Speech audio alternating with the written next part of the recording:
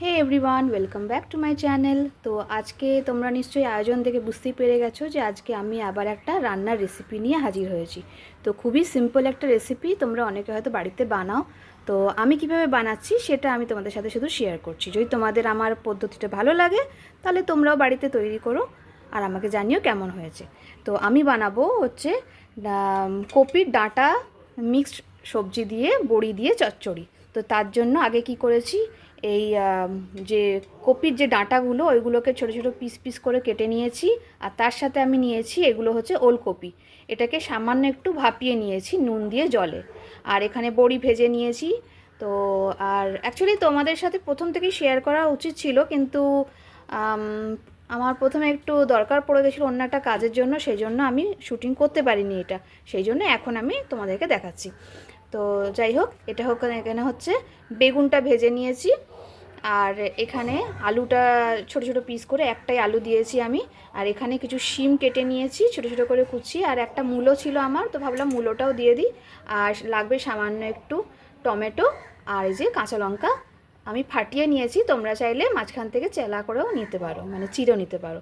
আর একটা মশলা লাগবে, সেটা হচ্ছে এই যে কালো সর্ষে, সাদা সর্ষে আর পোস্ত, কাঁচা লঙ্কা নুন দিয়ে বেটে রেখেছি এটা। তো চলো এবার রান্নাটা শুরু করা যাক। তো যে কড়াতে আমি বেগুন আর বড়ি ভেজেছি, তো সেই কড়াতেই আমি প্রথমে তেল দিয়ে নেব। তারপরে একটা শুকনো লঙ্কাকে ফাটিয়ে দিয়ে দেবো, আর তারপর দেবো এখানে কালো জিরে।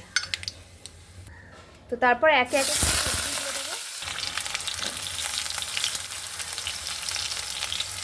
আলুটা দিয়ে দিলাম, তারপরে মূলোটা দিয়ে দিলাম, আর তারপরে দিলাম শিমগুলো।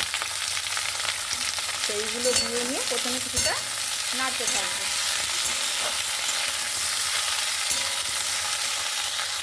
তো এটা নাড়তে নাড়তে একটুখানি নুন দিয়ে দেবো। তো আলু শিমটা মোটামুটি একটু ভাজা ভাজা মতো হয়ে গেছে বন্ধুরা। তো এবার আমি যে ডাঁটাটা সেদ্ধ করে রেখেছিলাম, ডাঁটাটা আর ওলকপিটা, সেটা দিয়ে দেবো।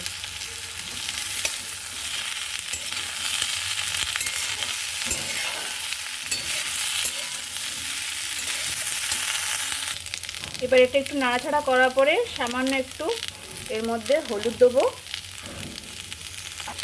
আর দেবো জিরে গুঁড়ো।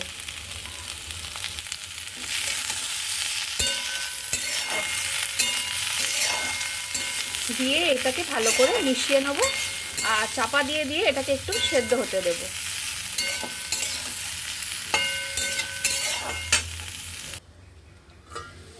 তো বন্ধুরা মোটামুটি একটু সেদ্ধ হয়ে গেছে। এরপর আমি এবার টমেটোটা দিয়ে দেবো।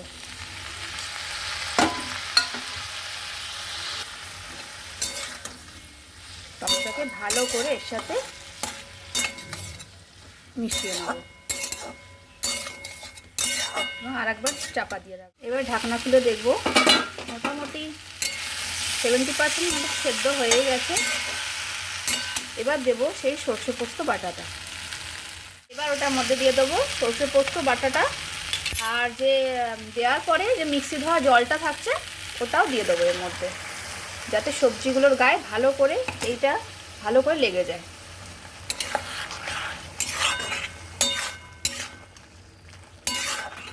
নাড়াচাড়া করার পরে তারপর দিয়ে দেবো সেই বেগুনটা, যেটা বেগুনটা ভেজে রেখেছিলাম। আর তারপরে যে বড়িটা ভেজে রেখেছিলাম ওটাকে এরকম ছোটো ছোটো করে ক্রাশ করে হাত দিয়ে ভেঙে নেব। ভেঙে নিয়ে তারপর এটাকে ভালোভাবে মিক্স করে নেব।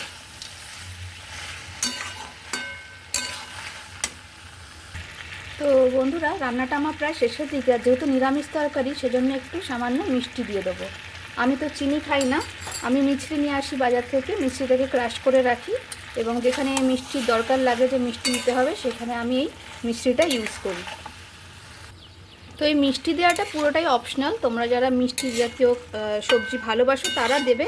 আর যদি মনে করো কেউ যে না মিষ্টি দিয়ে খাবো না, তাহলে তোমরা মোটামুটি তাহলে চিনি বা মিষ্টিটাকে স্কিপ করে যেতে পারো।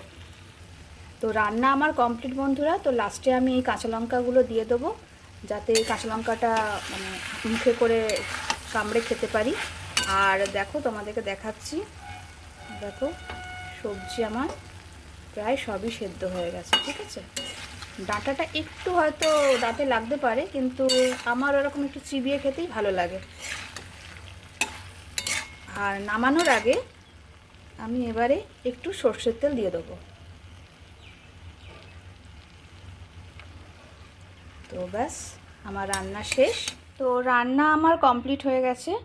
তো দেখতে ভালোই লাগছে, আর খেতে কেমন হয়েছে এটা আমি খাওয়ার পর তোমাদেরকে জানাবো। তোমরাও চাইলে এটা ট্রাই করতে পারো বাড়িতে।